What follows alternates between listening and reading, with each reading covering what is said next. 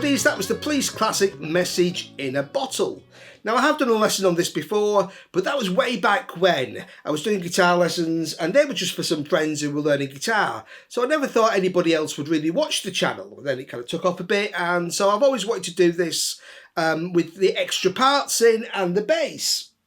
So we've got here,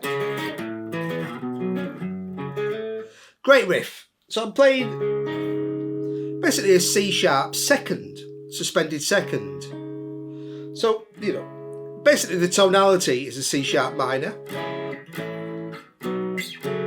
So the chords are really C sharp minor, A, B, F sharp minor.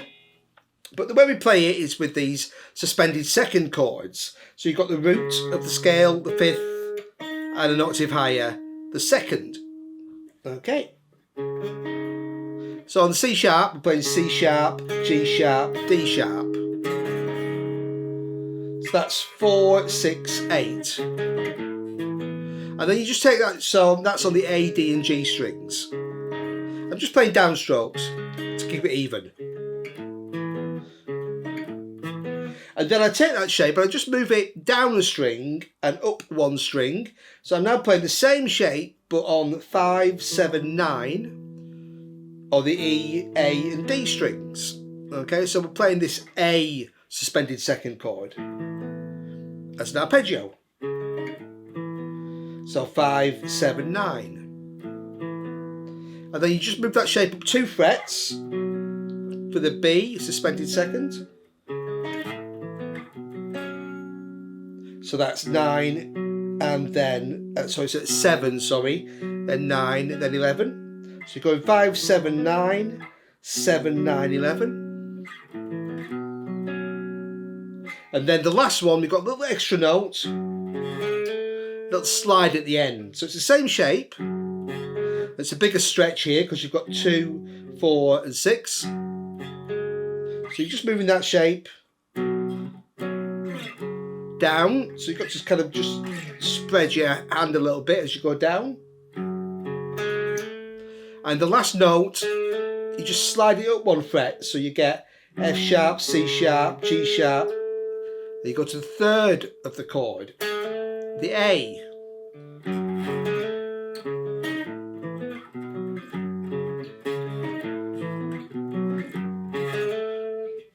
And that just keeps going round and round on the verses.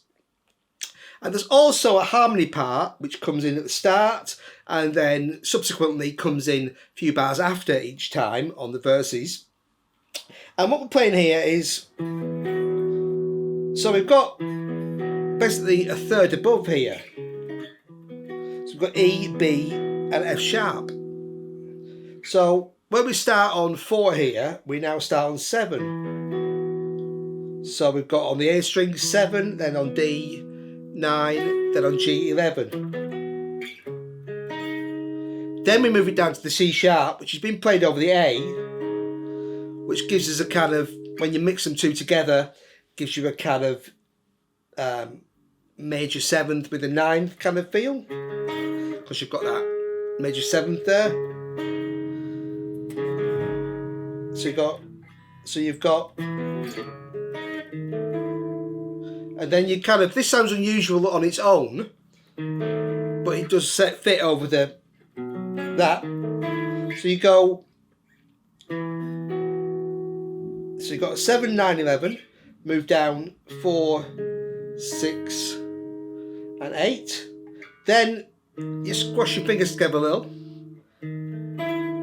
You've got 6, 7 and 9. So it's kind of giving you a B7 sus4, putting it all together. And then of the F sharp, you go back to the C sharp. So you're kind of playing a 5th above there. So you've got C sharp, G sharp, and then you've got a D sharp, which again you just slide up 1 fret at the end. So you've got, that's your harmony part. Yeah. Okay, it sounds weird on its own, but that's because it's the harmony and it's less prominent in the mix than the main part. So you put those two together, it sounds great. Okay, and then in the chorus, you've got kind of a pre-chorus section, which is very simple.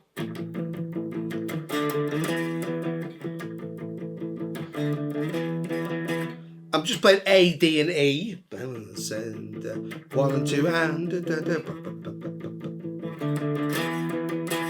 then an F sharp to F sharp minor to D. Hope.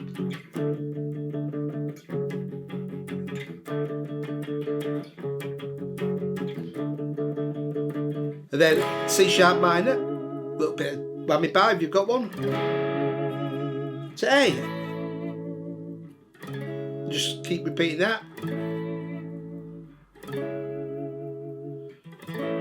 And the last chord taking you out of the chorus,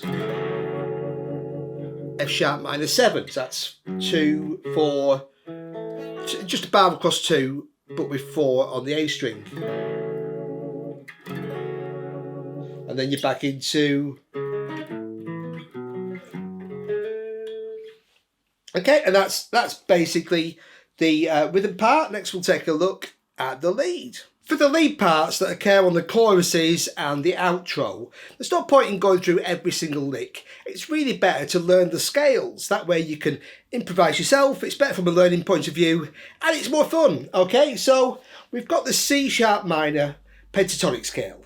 And he uses that mostly on the first 2 choruses. So you've got C sharp, E, F sharp, G sharp, B, C sharp, E, F sharp, G sharp, B, C sharp, E. We can carry on to F sharp, G sharp, etc. Okay, so 5-note scale, hence pentatonic. Alright, so it's a very simple pattern to learn. It's quite symmetrical.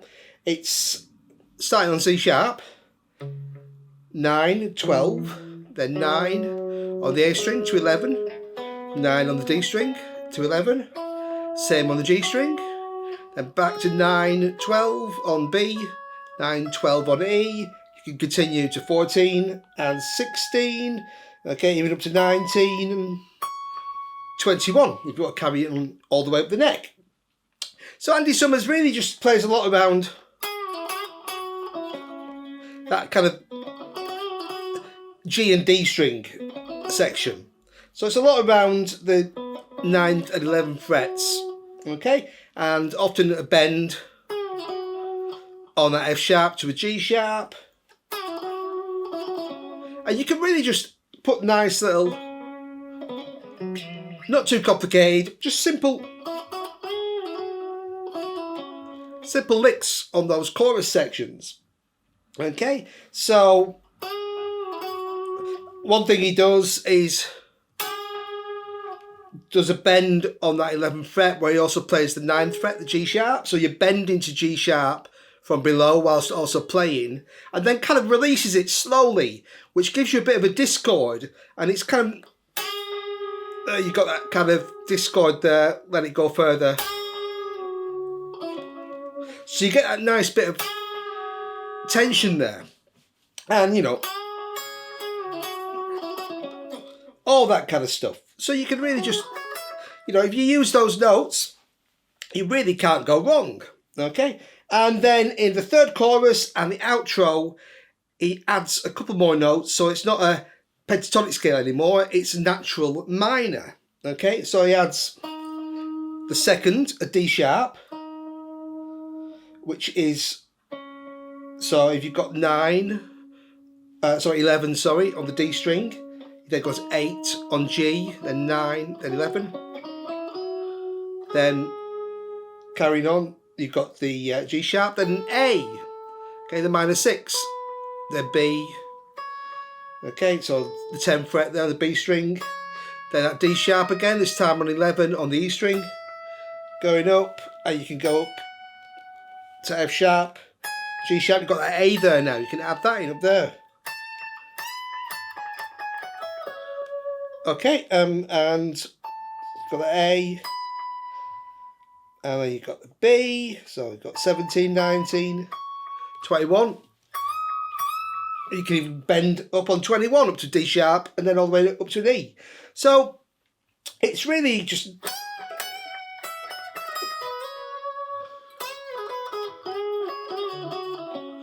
all that kind of style, bend, just bend. It's not too fast. It's not kind of shreddy stuff. It's all just kind of nice little tasteful licks. Okay, so you can do all that over the choruses and outro. Now there's just one more little technique that comes at the end of the second chorus. We've got some artificial harmonics. And what you do is just bar, okay, across the second fret. Okay, so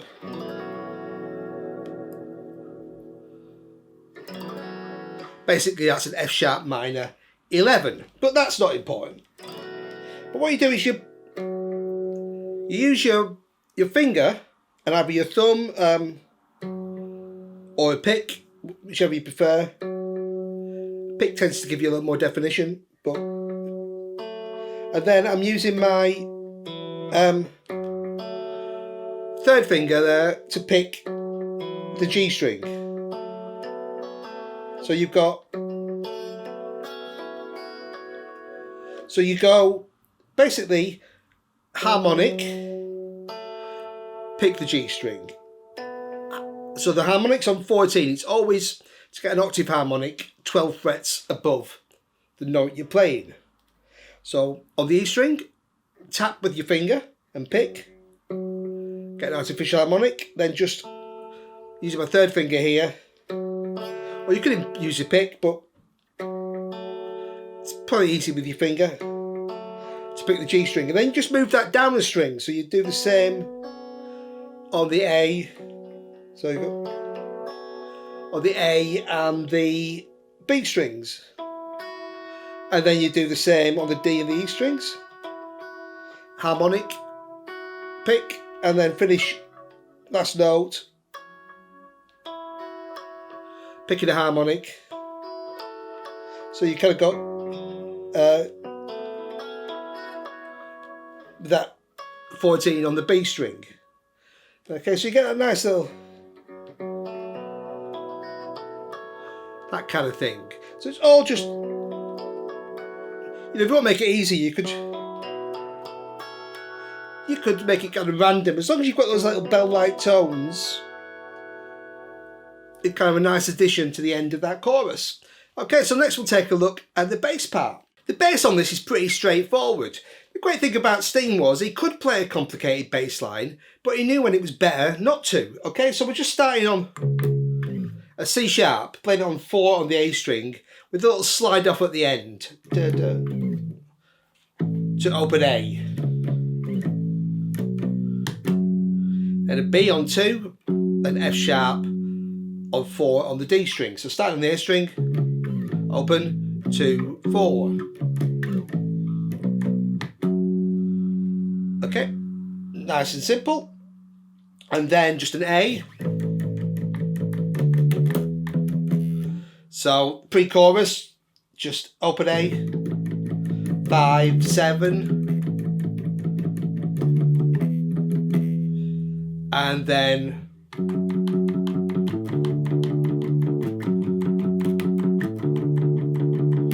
so you just basically go from F sharp to D, but you can put, it puts a little note in between each time. So go F sharp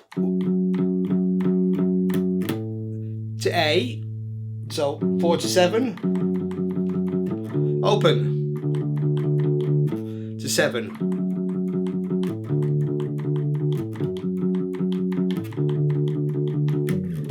And then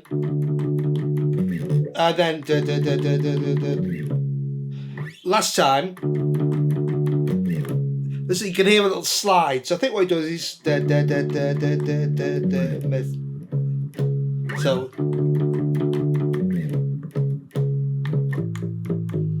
you go to the D. Now it would be here, but it sounds like he slides to it. So you've got the open D, so you've got time to move your hand up. You play 9 and then slide to 4. And that's your chorus, message in a bottle. Message in a bottle, yeah. So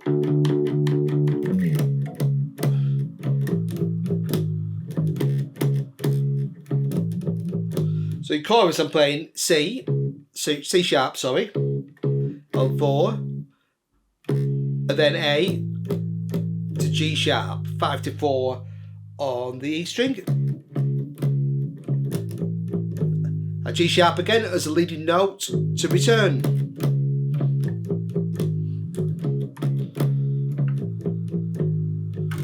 Then just that G sharp, this time going to F sharp, and then you're basically back into your verse chorus.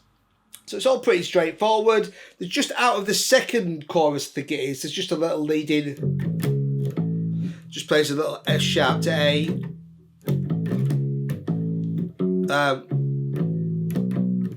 Just a little 2 open. Just a little couple of leading notes, which you can miss out if you forget, because it's not really prominent, but yeah, but it's nice and straightforward, which is just what it needs, because there's a lot else going on in the song. Okay, so there's your bass part, and great tune. So thanks for watching, buddies. Cheers.